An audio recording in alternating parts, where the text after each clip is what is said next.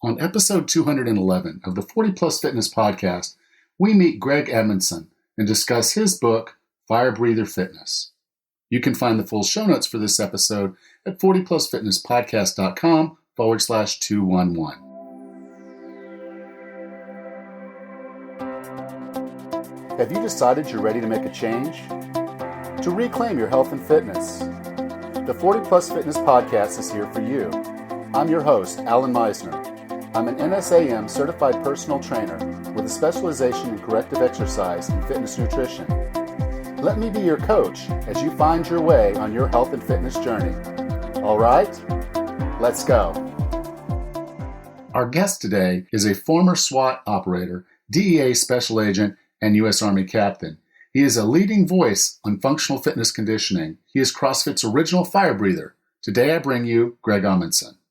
So Greg, welcome to 40 Plus Fitness. Thank you, Alan. It's good to be here. You know, I've done some CrossFit in the past, and I'm not going to say I enjoyed it, but I definitely see the benefits from really kind of pushing yourself once you're in that plane, really kind of pushing yourself and finding kind of that next level to what you're capable of doing. Because I think many times people think there's limits, and clearly you've surpassed many of those limits. And I know that occasionally I try to push myself past some of those limits, and I think there's some value to that. So I'm really excited to have someone like you on here today. Oh, thank you. It's great to be with you today. Now, Fire Breather is kind of an intense title, a self-earned title, a self-given, not self-given, but I guess it was earned out of the respect of what you were doing as you were doing a CrossFit workout and laying on the floor. I'm trying to remember. I think from the book you said it was after a Fran, which is a particularly taxing testing. It's kind of one of the top benchmark workouts with CrossFit is going through a Fran. And it really does kind of tell you in a nutshell, are you better or not? And so I can kind of respect that, because I've been in that place of laying on the floor wondering if I was going to make it out of the gym that day. But that was intensity, that was pushing. So I can respect that. And I want to get into what this is all about. So I'm again, so proud to have you here today. Oh, thank you. It's good to be here. Now I'm going to start with this term, fire breather, and you came up with it, laying on the floor, feeling like you were breathing fire, and that took on, and you became the fire breather over time. But you have a definition in the book, and you call fire breather a noun, and you say one who embraces the trials and tribulations of a great physical challenge. And then the second definition is an optimistic energy often ascribed to the heart of an athlete. So could you take just a second to kind of talk about the story of the fire breather and what that means to you? Sure. It's such a great story. It seems like just yesterday, brother. I was training with Greg Glassman, the founder of CrossFit. There were a group of us that would gather every morning at 6 a.m. and we were super loyal to each other and, of course, to Coach.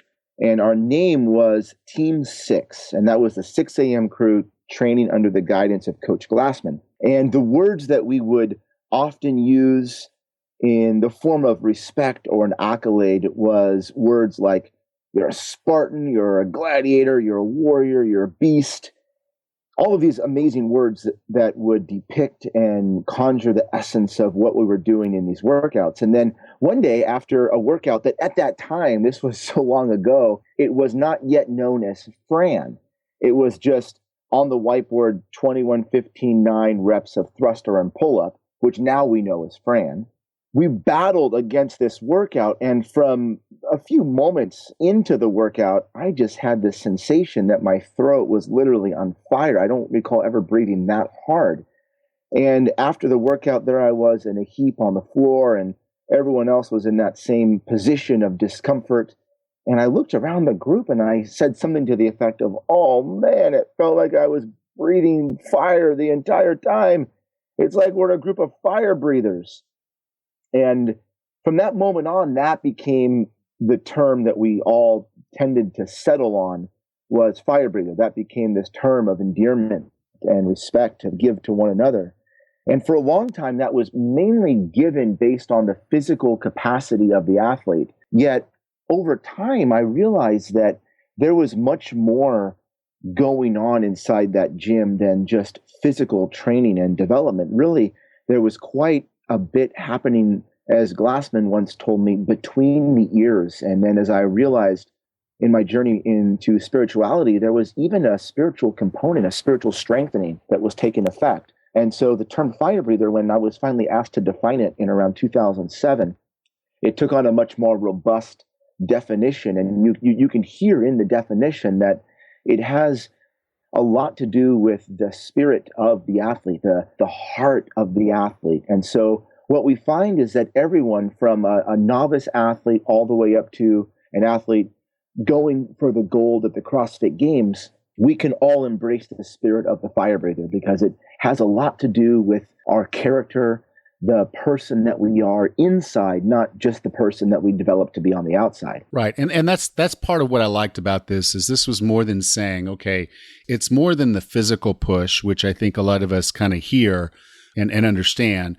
And then it's more than just the mind. It's really kind of the culmination of all three, mind, body, and spirit. And that's how you structure the book, which I really found kind of compelling. Now, I'm going to say this because, as a fellow trainer, someone who's in this business and thinking, okay, I ought to write a book, and thinking, okay, well, if I write a book, then I have to do the demonstrations of the videos.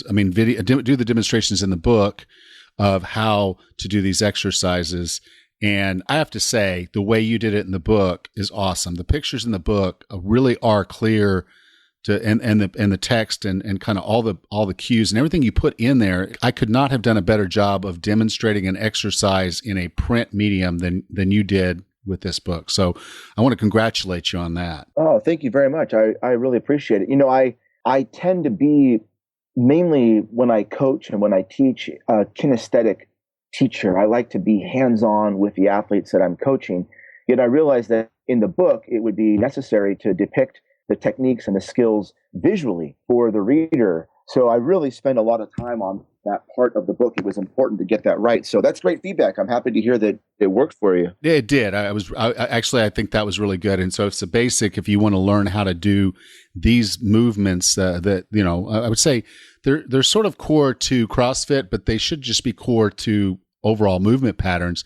This book does a really good job of visually representing those exercises and all the written cues and everything that you would need to kind of understand how to do them well. But one of the things I really want to kind of get to is, and I really found this compelling, was you break down movement patterns into 4 basic sets.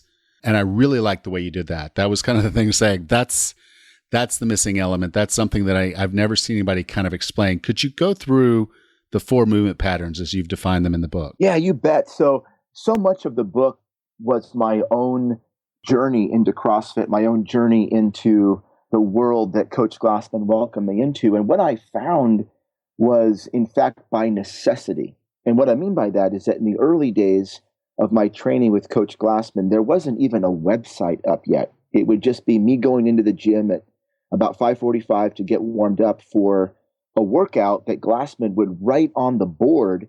And within a few minutes, he would say, 3, 2, 1, go. So you can imagine that I was in a bit of a predicament because I had to prepare my body in that warm up for truly the unknown and the unknowable.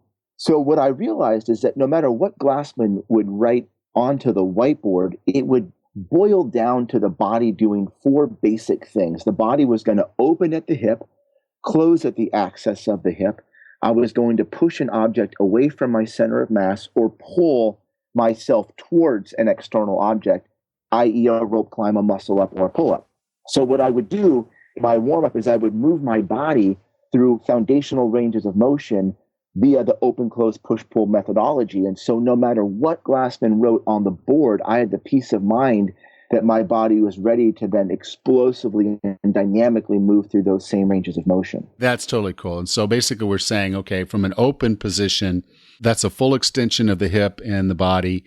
I think you said the purest form of that would be an overhead squat. When you get to the top position, you literally have a bar you're holding over your head, your arms extended, full extension, and then you basically have your chest fully extended and your hips and legs fully extended. So you literally are opening completely up. And then from a pull position, we're talking in terms of things you would do like a crunch or a toes to bar. those types of movement.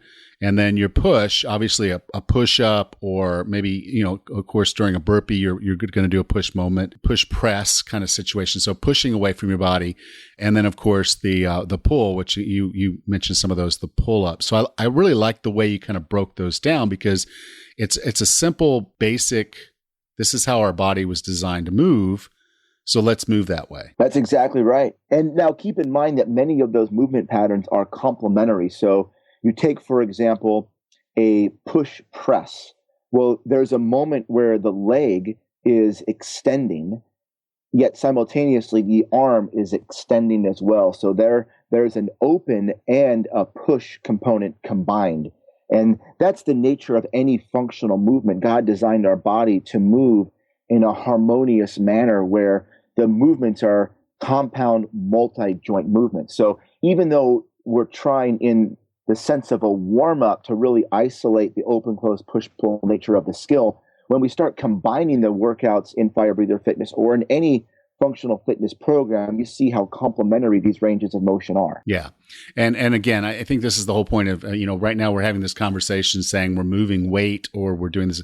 These could be body weight. And that's one of the things, some of the exercises that you have, particularly for the beginner level, are basically body weight movements that are going through these same 4 movement patterns. Oh, absolutely. I've found that I've been keeping a journal ever since my very first CrossFit workout, and 60% or 70% of the workouts that I've done since 2001 have been mainly body weight movements, or if there is an external object, it's relatively lightweight. So it's sometimes challenging for someone to start a physical fitness program without a weightlifting background.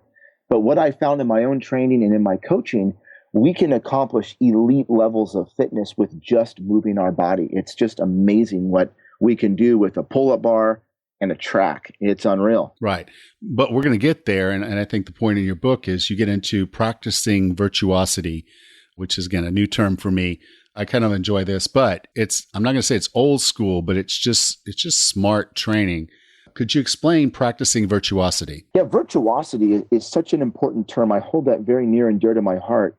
And again, a story about Coach Glassman. In the early days, he would encourage us not only to go hard and fast and with intensity, but he wanted to see virtuosity.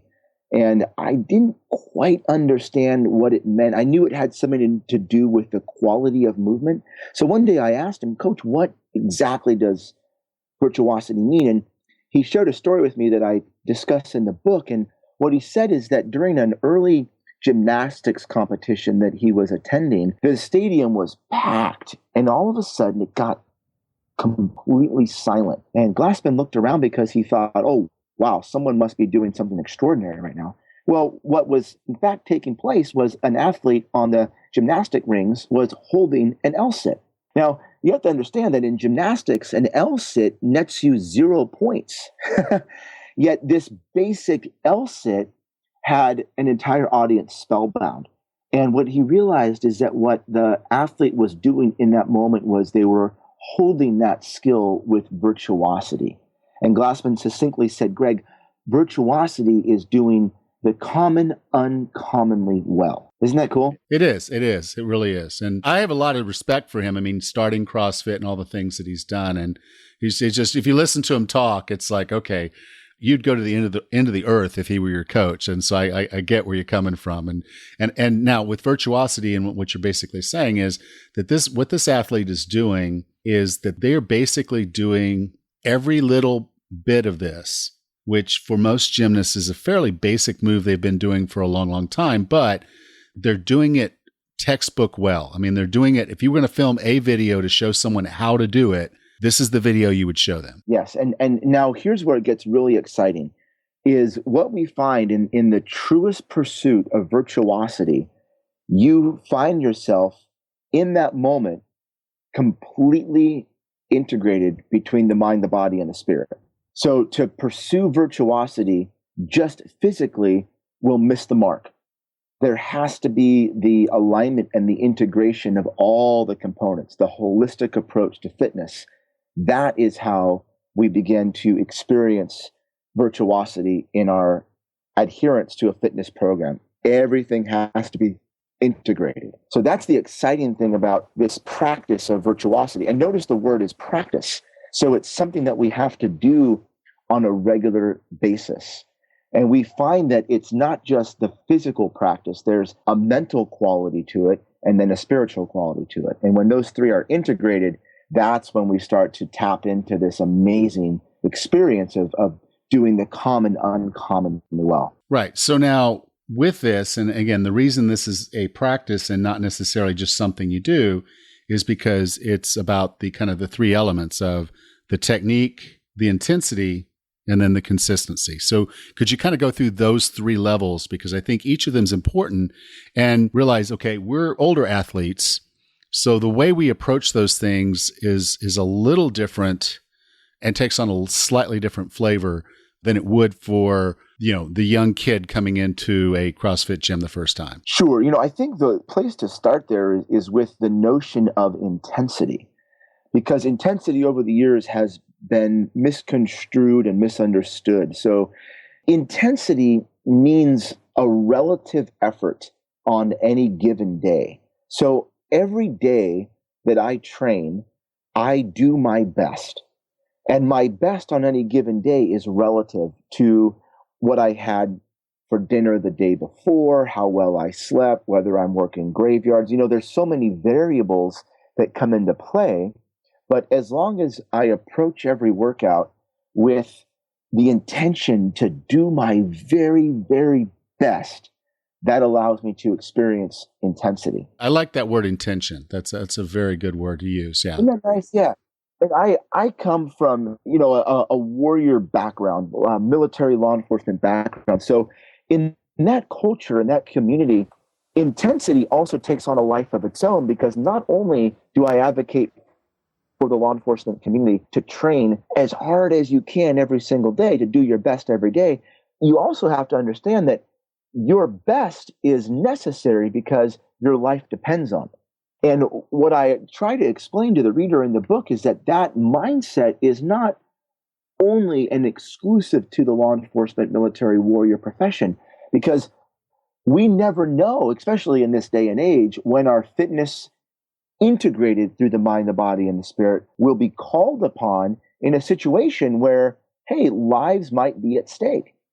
So if we train every day with the reality that, wow, I might have to use my integrated level of fitness to make a difference in the world, that certainly brings another element to the daily training session. So now, I think a key concept there was the consistency. And the only reason I say that is one workout does not make a warrior and does not make a fit person. So could you talk a little bit about consistency? Sure. That's what I call it, is the sustainability of the effort. So everything that we want to achieve in life is going to require a continual and sustained effort. So I would much rather be working with an athlete that is able to give me 10 or 20 minutes a day of a very strong, focused effort than someone that comes 2 hours a day to the gym, but they phase out within a matter of months. So we always have to think about the sustainability and the consistency that we're able to contribute to the effort. And the premise in Firebreather Fitness is this is meant to be a lifetime. It's a lifetime. It's a lifestyle. It's a mindset. It's something we want to participate in for the rest of our lives. So that's what I mean by consistency. This isn't one of those hey, in 6 months you're going to accomplish all your fitness goals and you're going to change your life and you're going to look like $1 million. No, what I'm advocating is that embrace this path, walk this path with me, and walk it for the rest of your life. And you do provide the 3 levels, which was really cool, of saying you start here, and then depending on what you're capable of doing with the tests, then you kind of work your way up. Exactly. And that's nice, because people, in addition to consistency, what we want is we want benchmark knowledge and certainty that we are advancing. And so I've been a big proponent for goal setting since I started CrossFit. So there is an element of goal setting and tangible means of quantifying our movement forward, yet we're still moving forward over a lifetime. Absolutely. So that's awesome. Now, I want to go into something that I haven't talked about on the podcast But it's somewhat of a big deal within CrossFit. And then you mentioned it in your book, and it's a food thing. So of course I have to talk about it because we're always talking about food things here. But it's the zone diet. Could you just, shortly kind of walk through what the zone diet is and how it works, and why you find it valuable and why you would want that or share that with your audience here in Firebreather Fitness? You bet. My leadership style has always been the military principle of follow me. So everything that I teach and advocate in the book is something that I have spent years and years doing myself. So I stand behind it, and I've coached it to thousands and thousands of people, and I stand behind their testimonials as well. So the way I found the zone, like most things, was through Coach Glassman, because I was training so hard. And this was a time in my career in law enforcement where I was equating winning a workout with then winning on the street in a fight for my life. And so I was taking these workouts, as I say, deadly serious. And I got to a point where I was reaching a bit of a plateau. And so I came to Coach, and I asked Coach what I needed to do to make another leap forward in my training. And I was thinking he was going to give me more exercise or a specific technique, something along the physical training plane. And instead, he asked me a question. He said, well, kid, how are you eating? And at that time, all I could say was, oh, I'm eating. But I had no ability to, with specificity and accuracy, tell him exactly what I was eating. And so he helped me bring a great deal of awareness and precision to my nutrition through the zone diet. And in many respects, the zone diet, because we're quantifying the food that we're eating, we're very specific about how much, when, the quality. It's a lot like the exercise program that we're engaging in. We're very specific about our range of motion. We're very precise with the amount of weight. We're timing every effort. So it complements the physical adaptation very well. These two things are essentially long-lost cousins, the nutrition and the training. We've simply got to do both with the same level of commitment and passion. And so as I kind of go through the zone diet, the way I kind of look at it is it's basically sectioning off your plate, for lack of a better word, of saying this is the amount of vegetables, this is the amount of protein, this is the amount of starches that I'm going to eat in a given meal. Yeah, the way I break it down in the book is there's two paths here. Both work. The ideal way to go, if you want to give your body rocket fuel for these workouts and just for health in general, then you'll need to commit to weighing and measuring your food.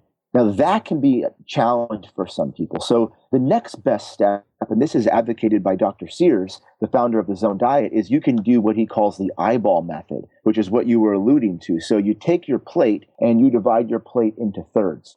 1/3 of your plate should be a very lean, high-quality protein source. The other way to do this is that for men, it should be, men and women rather, it's about the palm of your hand is about the amount of protein that you need on that plate. So 1/3 of your plate is the protein source. The remaining 2/3 of your plate, as long as they're coming from fruits and vegetables, is your carbohydrate source. And then you sprinkle on top of all that a very healthy fat source. And that's how you can eyeball your daily zone block allotment and still get pretty darn close to the full effect of the weighing and measuring principles. It does kind of make it very simple to say, this is what my plate should look like. And if I do it this way in a general sense, I know I'm giving my body the fuel that it's going to need to be able to come back tomorrow and do this thing again. Exactly. Now, again, I want to thank you for being on the podcast. I also want to thank you for the reference to follow me, because that's for those that are listening, it's a infantry motto, and I was in the infantry when I was in the military, so I do appreciate that reference, and I appreciate your service, both as in the military and as a public servant with the police and the government. So thank you so much for that, and again, thank you for being on the show. If someone wants to learn more about your book, Firebreather Fitness, or more about you, where would you like for me to send them? Oh, sure. Thank you. There's two websites I'd recommend. My personal website is gregoryamundson.com. And then the website that we created to support the book is amazing. It's a great resource, and that is firebreatherfitness.org. Okay, great. I'll make sure to have those in the show notes. And this is going to be episode 211. So if you go to 40plusfitnesspodcast.com 211/211, then you can find all the links to this in the show notes there. So again, Greg, thank you so much for being on the show. Thank you. God bless you, brother. I appreciate being here. Bless you too. I know CrossFit can kind of come off as a little extreme, but I really like how Greg has taken the CrossFit concepts and built it into his Firebreather Fitness with the 3 different levels that allow pretty much anyone to get started doing functional fitness exercises using his programs. So I hope you do check out the book. Next time on the 40 Plus Fitness podcast, I'm going to share 11 foods you should be eating. Until then, have a happy and healthy day.